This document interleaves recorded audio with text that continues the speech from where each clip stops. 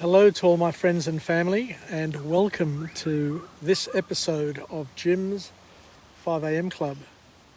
It's Monday afternoon, the day after the footy grand final, the NRL, and I'm pleased to say that the Penrith Panthers beat Souths, and a fantastic game it was.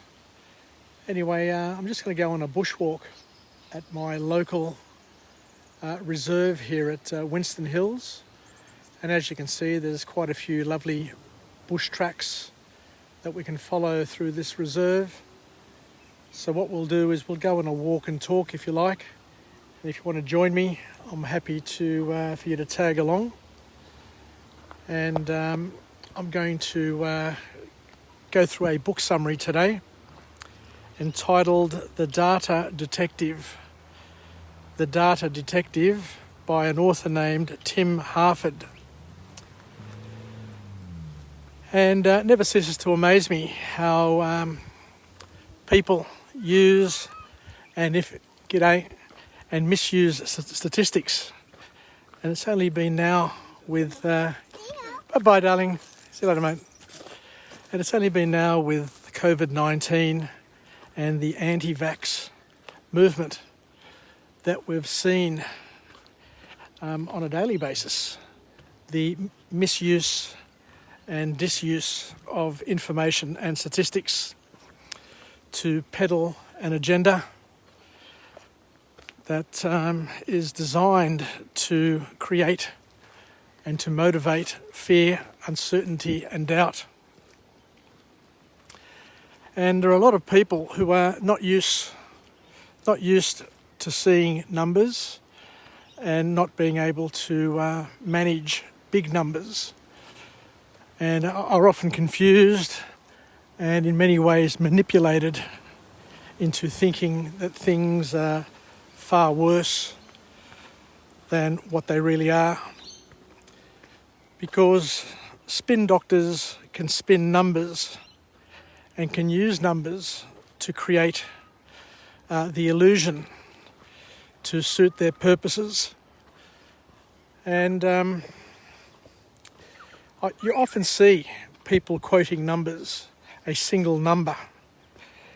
And as we mathematically know, that a number on its own is irrelevant unless it's compared to another number. So what we're going to do with this book here is this author's going to take us on a journey and show us how to become data detectives, how to become well-versed at reading numbers, using numbers, and being on the lookout for people misrepresenting numbers and using numbers to create, as we said before, an illusion that may fool us or create a narrative which is not really supported in the numbers, and to allow us to put numbers into context, into proportionality, and to make sure that we don't get freaked out, I guess is the best way of saying it, at what the numbers may imply. So the author kicks off the book with a quote where he says that we need to learn how to cut through the half-truths. It's important to understand that, as we said before, that numbers can create an illusion, and they can be used and abused by people. And as we indicated before, if you're not comfortable with numeracy, if you're not numeric in your thought patterns, then you could be deceived. So the first formal point to come out of this book from this author is that we need to watch out for statistics that invoke a strong emotion, and learn when to trust your own experience or your own statistic. Because what happens is that when you see a number or when something is presented and it stirs a feeling in us, what happens is, according to the author, is that it can make you see things out of context, and you may overreact to what's being presented and read into something which is not really supported by the numbers. Because statistics can fool. They can fool, especially when it stirs your emotions. And if statistics are politically charged and match our narratives, then it's most likely that we will lean towards them and believe them, because they satisfy a confirmation bias that we may have. So it's important to try and be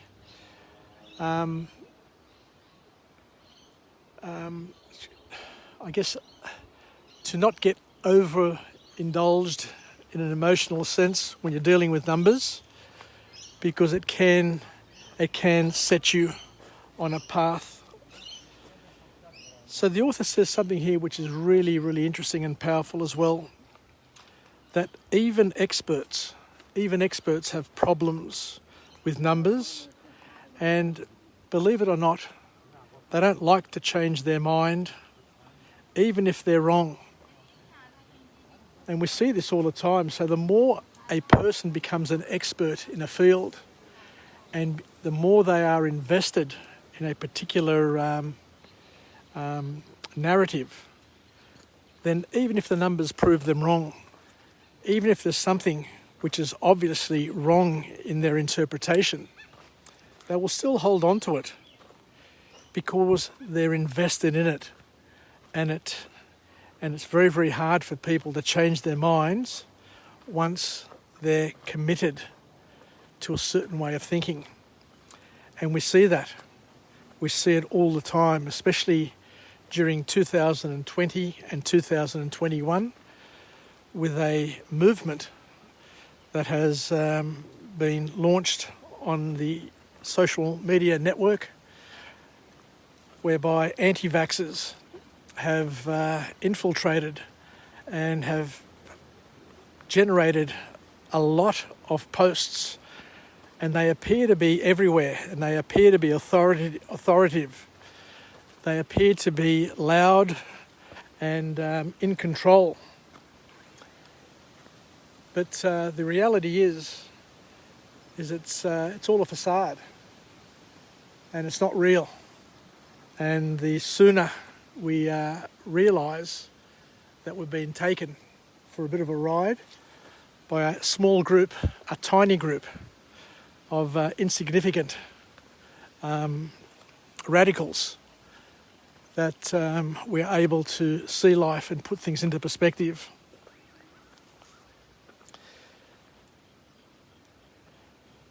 The author goes on to say that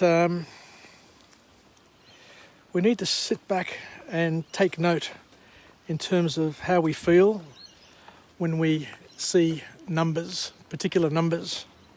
Because as we said, they can invoke emotion. And if you feel overjoyed or upset or in denial, we need to think a little bit more clearly in terms of whether or not these numbers are valid, or they're there just to manipulate us. There's always a hidden agenda behind numbers, and numbers can distort the truth. They can skew the reality. And I know, I'm an accountant. I spent over 35 years in corporate Australia working in accounting teams. And it was a numbers game all the time. Numbers were shifted left, right and centre.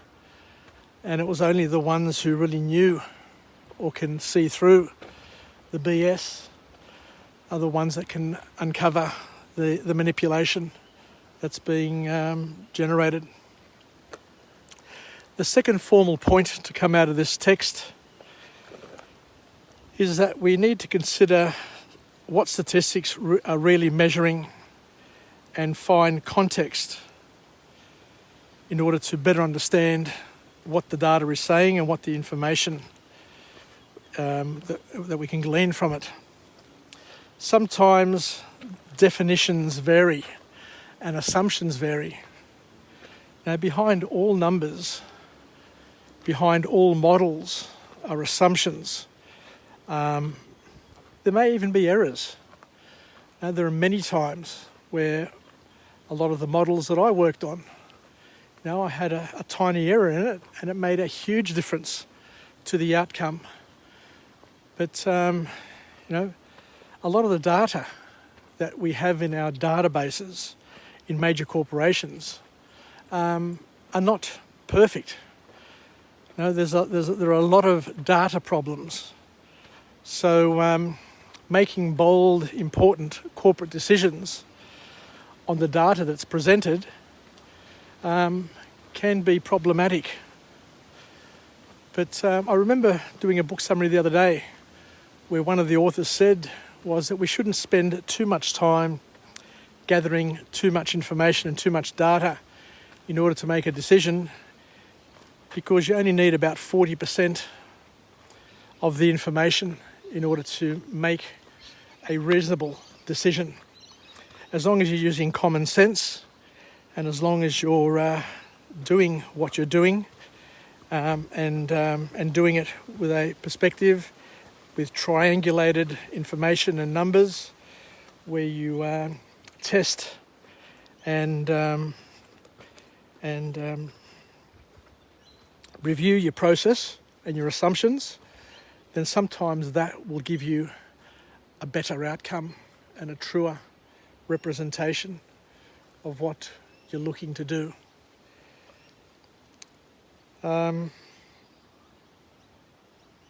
So as we said, definitions vary and different statistics, so you can't take one and compare it to the other, because it's like comparing apples to oranges, and you're never going to come up with the right answer unless you know the basis of the numbers and how they're put together.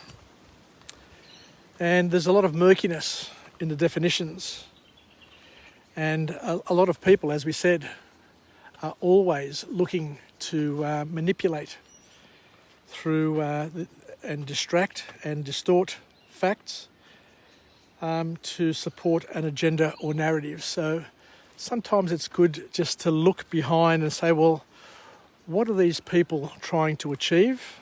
First of all, without the numbers, given their job, given their interests, given their background, have a look at what they're trying to achieve, and then ask yourself, well, are these numbers trying to support that agenda? And if they are trying to support an agenda, then you may need to do an audit on those numbers and challenge the assumptions that they're putting forward. So finding the context, understanding the context is really, really important, because things can be technically right but be wrong in context. So it's not easy.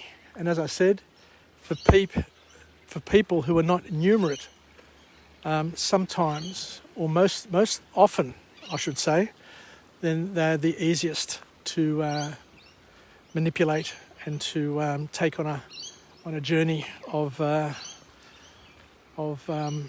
mistruths and misinformation and disinformation.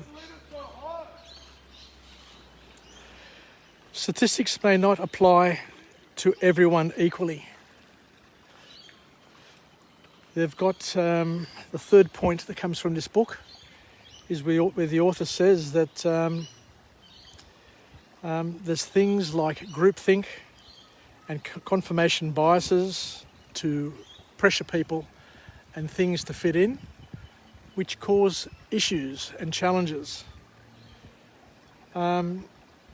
They did an experiment at a university, and what they found was that women are more likely to conform rather than men are. So when it comes to trusting statistics and information, if a woman's put them together, they tend to probably be a lot more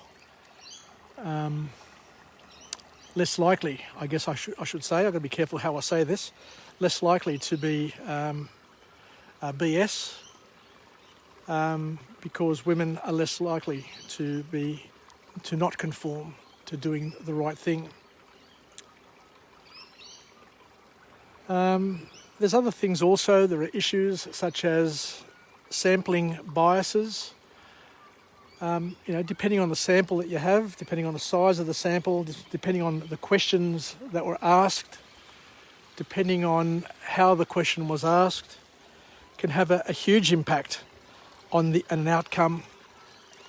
So once again, and we see it time and time again, we see it polling time during elections, how they can get it so wrong time and time again, because what people actually say and what people actually do are not necessarily aligned, I could possibly say, especially these days where people are afraid to say the truth, because they're afraid of being cancelled by their family, their friends, their work peers. I remember working for a top-tier law firm during the time of same-sex marriage and other sort of politically charged times, and there was no way in the world that I would ever be able to say my views within my work environment for fear of being, I guess, discriminated against is the best way of saying it, and the honest way of saying it. So moving on here, we also need to understand what the source of the information and the numbers are. Not all sources are reliable, not all sources are accurate, not all sources are complete. So you can be basing some significant, important decisions on data which is incomplete. So that's why sometimes just using common sense and using intuition, you're probably better off at using those combinations rather than depending too much on data or the interpretation of data and statistics, which, as we said, can be manipulated. It's a point of view. We can all have different opinions in terms of what the numbers mean. And the bottom line here is we need to understand is that what you see on social media, on Twitter, on Instagram, on Facebook, isn't reality. It's a snippet, it's a slither. It's a slither of reality which gets, distorted and pushed out of proportion.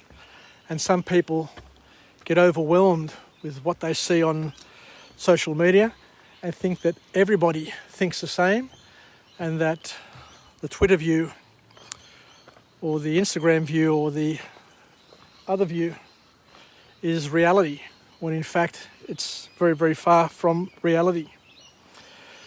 So the bottom line, the last point from this author, is that we always need to ask who may have been missed in the sample, what data is missing from the data set, how accurate is it, and whether or not the assumptions, whether or not the data analysis is in fact valid, because we need to see behind it what the assumptions were and a whole host of other things. And as we said, not all data is correct and accurate and complete. People don't normally, especially these days, and I've got to reinforce this, people these days don't have the courage to put forward their beliefs for fear of being cancelled.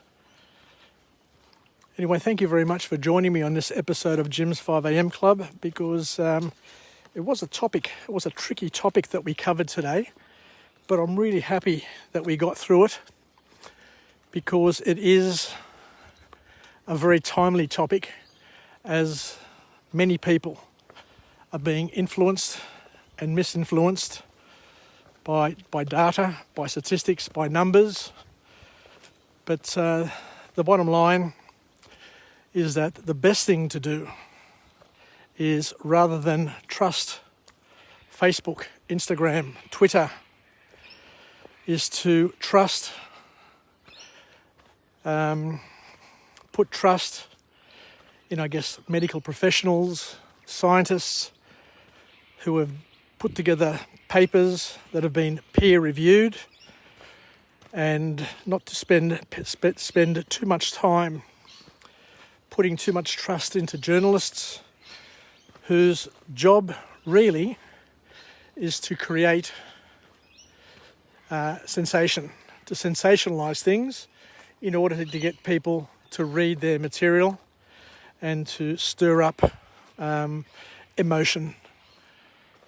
So I guess there it is. That's it. So thank you very much for joining me on this episode, and I look forward to coming to you again from a different location with a different message, a message of empowerment, where we discuss books, things that other people have written. I'm not necessarily saying what they write is right or wrong. My job is, as a messenger, just to relay it, and then it's up to us as individuals to process it, to think about it, and to incorporate the things that work for us into our inventory of skills, and to use it as often as we can. So OPE, other people's experience, OPM, other people's money. That's the way to get rich, wealthy, and wise. Take care, everybody. Yasas, and we'll chat again. Bye for now.